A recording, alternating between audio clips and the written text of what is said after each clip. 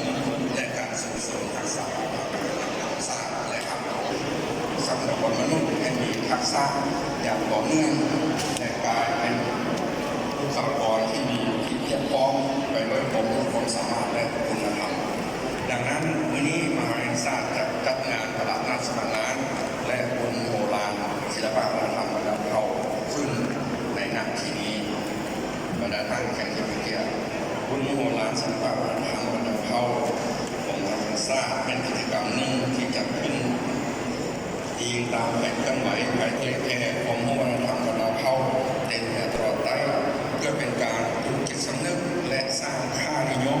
ให้สังคมก็คือนักเรียนนักศึกษาหันมาให้ความสำคัญและปกป้องรักษาส่งเสริมวัฒนธรรมอันยอดยิ่งของบรรดาเราของคนเราให้คงอยู่กับคนเราตลอดไปมีเวทีนอกจากงานศิลปะวัฒนธรรมบรรดาเราแล้วพวกเรายังได้จัดตลาดนัดสมัครงานในสถานที่แห่งนี้เป็นครั้งที่10ซึ่งเริ่มจากสงกรานต์2011 2010 2011เป็นต้นมาโดยมีจุดประสงค์กับวิชาชีพและของผู้คนสามารถการงานครั้งนี้เกิดขึ้นจากการสร้างวิชา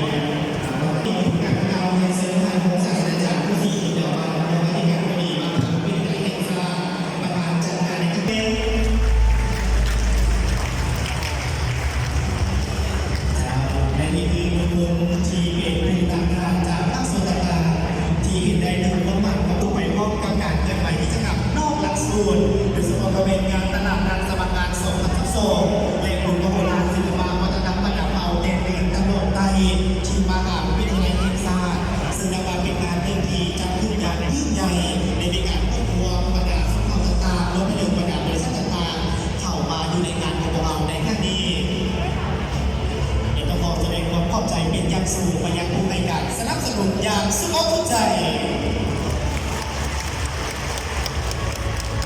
เนาะเพื่อเป็นการแสดงถึงความอบอุ่นเนาะทางมหาวิทยาลัยสร้างของเราได้มีการมอบเป็นเกียรติคุณให้นะครับขอเชิญความทายคู่เพื่อเป็นที่ระลึกดาวันที่ได้เป็นเกียรติขึ้นมอบใบเกียรติคุณให้แก่บรรดาภาคส่วนต่างๆที่ได้ให้การสนับสนุนการจัดงานของพวกเราบรรดาท่านแขกที่มีเกียรติในเวลาต่อไปนี้พวกเขาจะนำพาบรรดาท่านเข้าสู่รูปแบบของกิจกรรมอย่างวัฒนธรรมบรรดาเผ่าแต่เหนือไปกว่านั้นในเวลางานของพวกเขายังจะมีการเสวนาให้ความรู้เกี่ยวกับบทบาทและความสำคัญของเวียกงานวัฒนธรรมบรรดาท่านที่ต่างรับชมและรับฟังบทคำที่มีชื่อว่าเซิร์นเที่ยวเมืองแอนเป็นคำซ้ำเหนือจะเป็นอะไรนั้นขอเสนอบรรดาท่านที่ต่างรับชมและรับฟังได้ขอเสนอ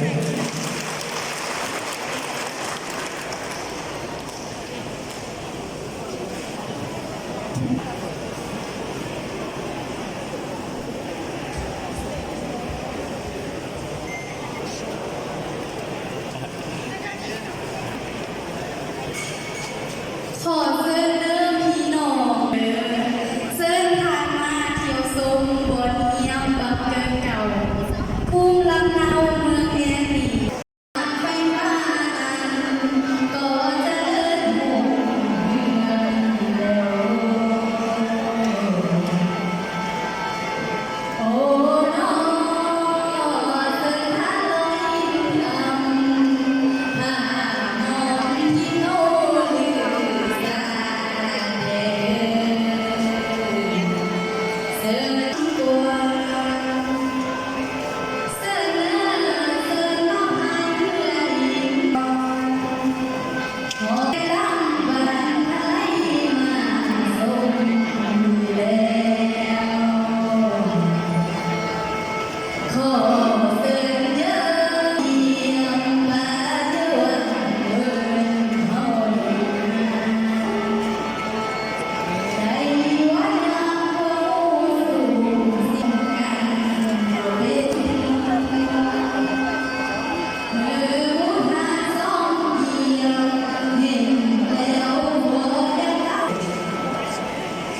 โอ้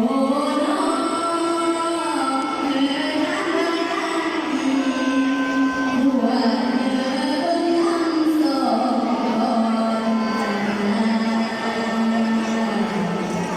วิโย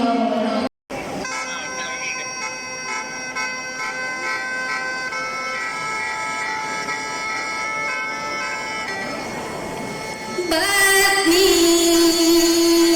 เงียบสิขอเก้าตาสานต่อเป็นคำก่อนก่อนเดินขอเหียนเนื้อกำไฟสายมีพัดนำพาเหียนมายังไฟคงแล้ว อันว่าเฮียมขอกะวอนบันหัวพันบนเฮียมอยู่ทินสถานบ้านเมืองเมือง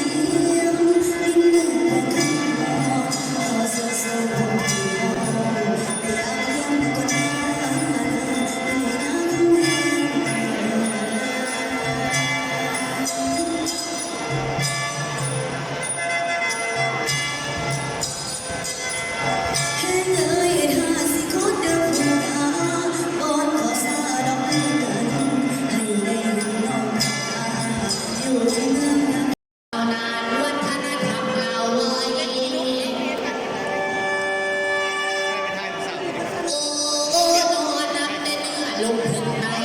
มีไทยแล้วลายสมเภา